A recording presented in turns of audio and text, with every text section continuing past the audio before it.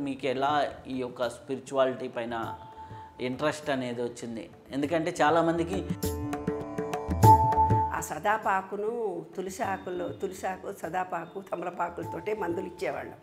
అయితే నేను మెచ్యూర్ కాకపోతే నన్ను దేవుడి బిడ్డగా చూసేవాళ్ళు వాళ్ళంతా. అయితే మనకి విశ్వం అంతా కూడా పంచభూత తత్వాలతో నిండి ఉంది అంటారు. అలాగే ఈ పంచభూత తత్వాలు ఈ శరీరంలో ఉండే పంచభూత తత్వాలకి ఎలా బ్యాలెన్స్ అవుతుంది? ఈ విశ్వము మనము వేరు కాదు, విశ్వము మనము ఒక్కటే అనేది ఫస్ట్ తెలుసుకోవాల్సినటువంటి అంశం. విశ్వము మనము వేరు, విశ్వంలో పంచభూతాలు ఉన్నాయి, మనలో కూడా పంచభూతాలు.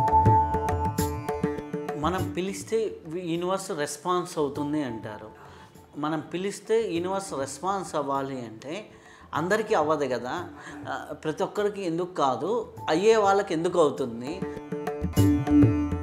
ఎప్పుడైతే మనం విశ్వంతో అటాచ్మెంట్ కలిగి భూమితో అనుబంధం కలిగి ఉన్నామో, వాటర్ 72% కరెక్ట్గా ఉంది, తర్వాత మణిపూరక చక్రం యాక్టివేట్గా, డైజెషన్ అంటే అడ్డమైన గడ్డి తినకుండా సాత్విక ఆహారం తింటూ ఉంది, తర్వాత అనాహత చక్రం అంటే కృతజ్ఞత.